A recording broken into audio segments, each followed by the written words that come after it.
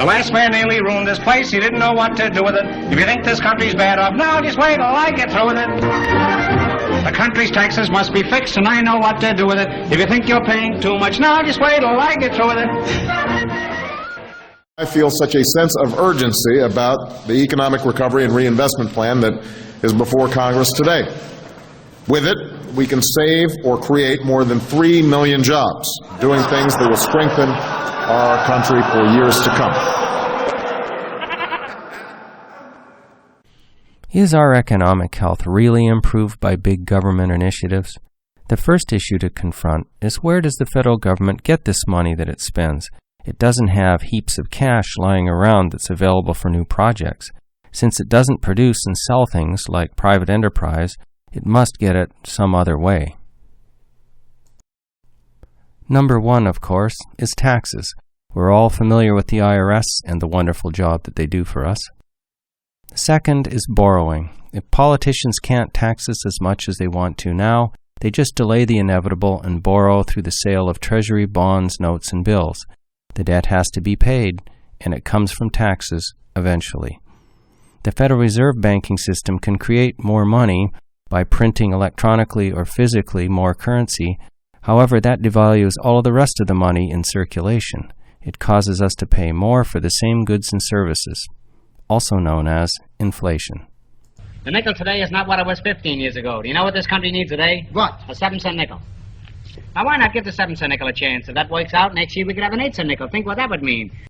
Spread the wealth around. Don't you turn me down. Let me show you how. Oh, spread the wealth around.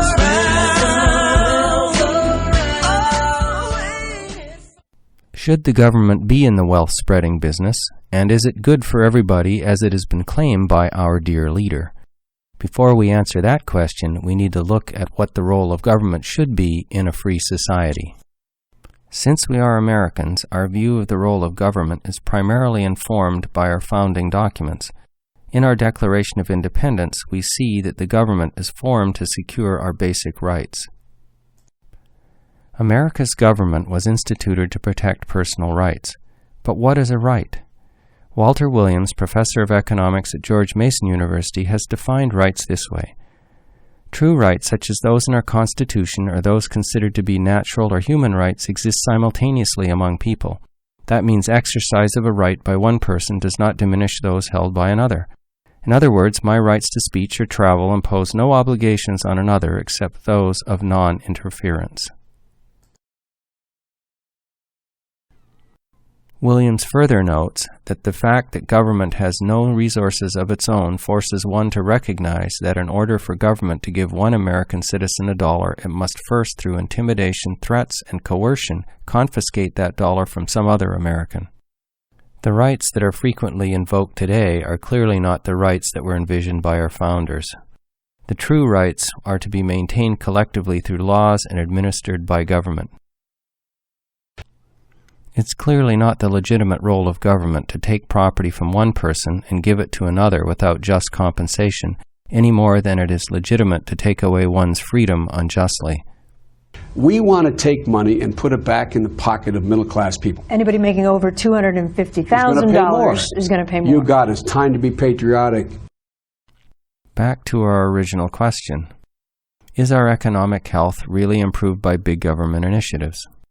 Since government doesn't create wealth and can only redistribute it, what ultimately increases the national wealth or standard of living in this country? Increased productivity is one of the most important factors. This means getting more output from the same or less inputs of labor, capital, or raw materials. The development of modern machinery has greatly improved our lives and raised our standard of living. These inventions have increased our personal productivity. We can do more things in less time, travel more quickly, and communicate over great distances at little cost. This leaves us much more free time to pursue other interests. As government grows, it takes resources from the rest of the economy and allocates those resources to people and parts of the economy that politicians favor. That inevitably reduces our national efficiency and therefore our potential wealth.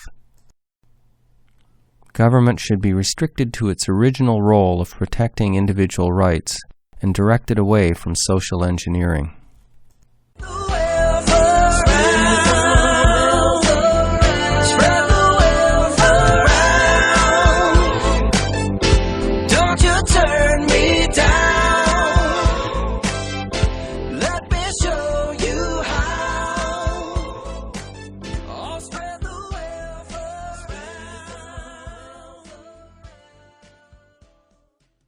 Why, you've got beauty, charm, money. You have that money, haven't you? Because if you haven't, we can quit right now.